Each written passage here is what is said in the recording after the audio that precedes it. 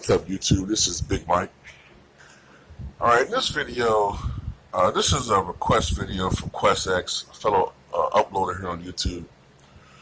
He asked me to speak about my opinion on Lonzo Ball and whether or not I thought that he was a bust or not. Well, alright, this is my opinion, alright? Now, I'm slightly contradicting myself because I did a video last season where I called him.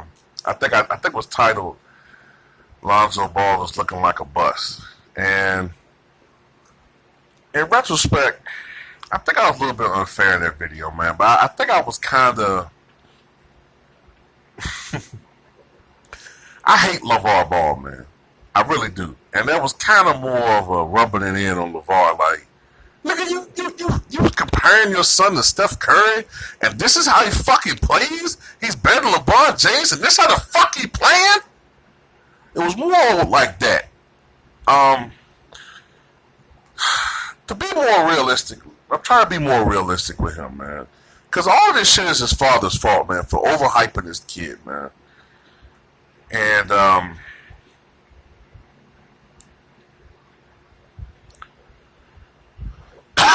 trying to live his pipe dreams through his kids and shit, you know what I'm saying? Because he was garbage. So, I sort of blame him, you know what I mean? But the media played a role. They went with this shit and made it seem like Lonzo was going to be the next big thing in LA.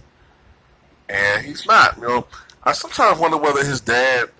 You know what I'm saying? Like, how the fuck is his father? I mean, I know his father is going to say things, man, because that's his father.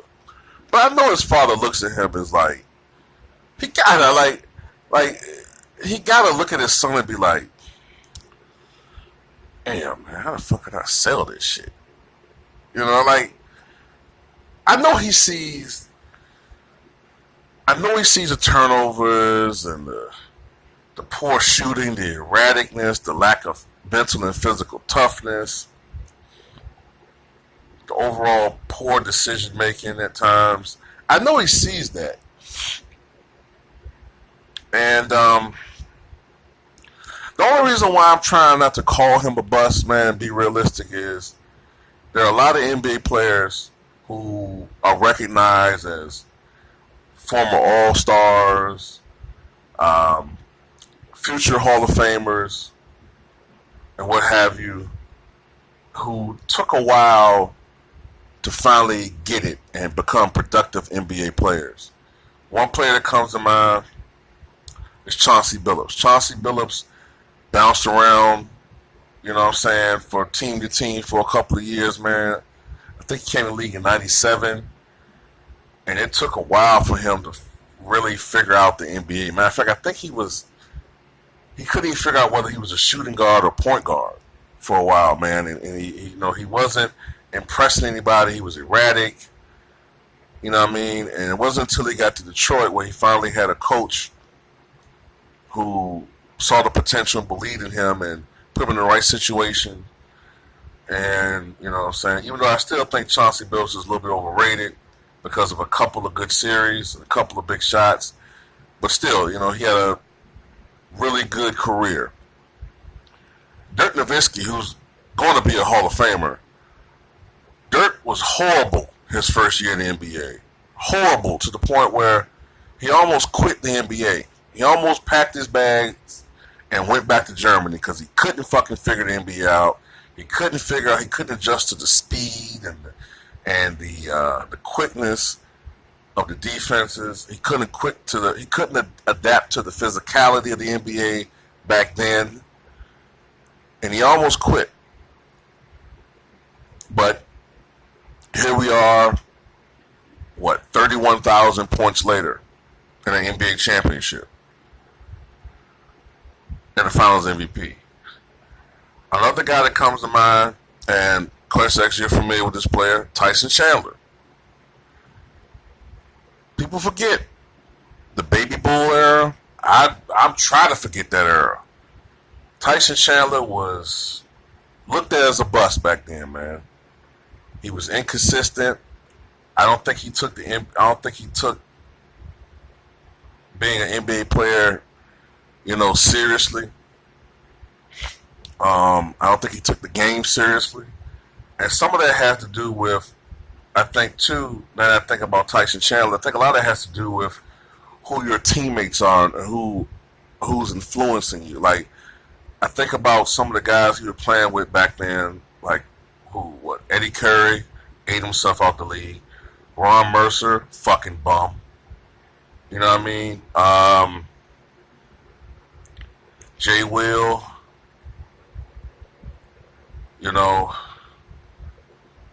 car accident, fucked up.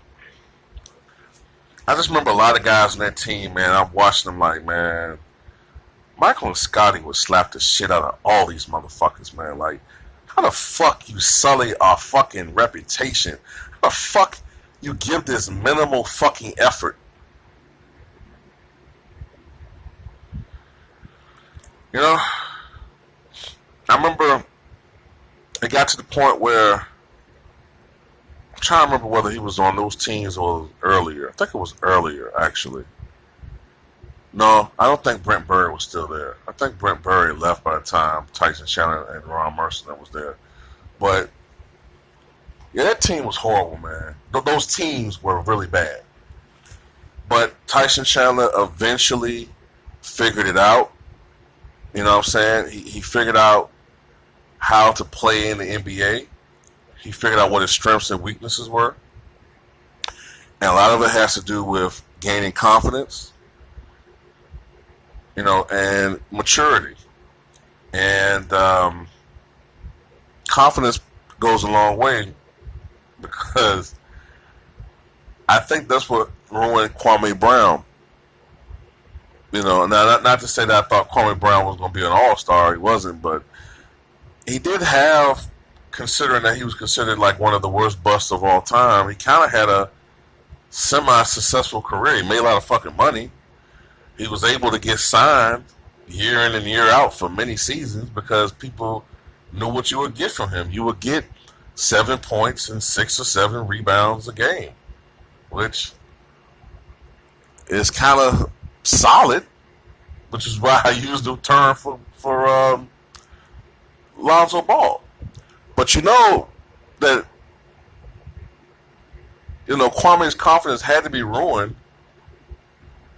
Reportedly Michael Jordan, the greatest player of all time, in my opinion, if he calls you a flaming faggot,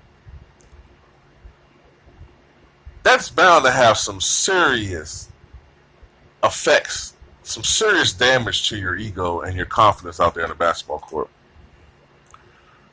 But also, I had alluded to, going back to my other point, maturity. And I try to remember that Lonzo is only 22 years old.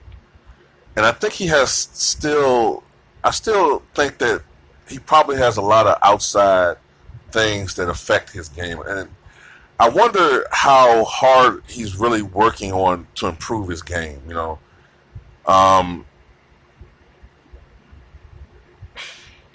I really don't, like you, man, I really don't see a lot of improvement. I mean, I think his jumper has improved a little bit, but it's still inconsistent. He's just he's not consistent. You know what I mean? He's an all-star, he'll never be. At best, man, I think he can be a point guard with size. At best, he can be a point guard that can get you maybe 10 points, 11 points, maybe 12 points, right situation, 13 points, right situation. He gets you something like that per game, maybe 8 assists a game. Maybe one day he can develop a consistent outside shot. Maybe he can give you like a 37, 39% three-point shooter. Good decision maker. Can see over defenses with his height. It's always an advantage to have a tall point guard like that. Magic Johnson, Penny Hardaway, but he's nowhere near those guys' stratosphere. That's the best I can see for this guy, man. Anybody that thought that this guy was going to take over the league, that's not going to happen. At best, that's what you're going to get from him, man. That's it, you know.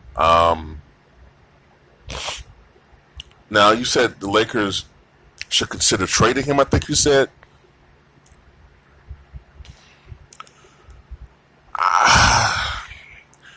I would like to. I think they should play this year out, man. Play this year out because really, aren't really the expectations expected for next year when everybody's waiting on Kwame, everybody waiting on AD, what he's going to do, maybe some other potential free agents. What if Jimmy Butler doesn't re-sign with Philadelphia? Next year is the year I think that you make the moves. Next year is the year that if the Lakers are going to make a championship push, and they got to do it quick because LeBron's on the downside of his career, doesn't have that many great years left. This offseason is when, if shit isn't going well and you don't really see a lot of upside with Lonzo, like he's really not going to be a good player and look like he really will be a bust. Before that shit is etched in stone, trade his ass this offseason. Right now I would just play this year because this is like a year, like a freebie. If the Lakers make the playoffs, that's a bonus. But that's my opinion, man. That's my opinion.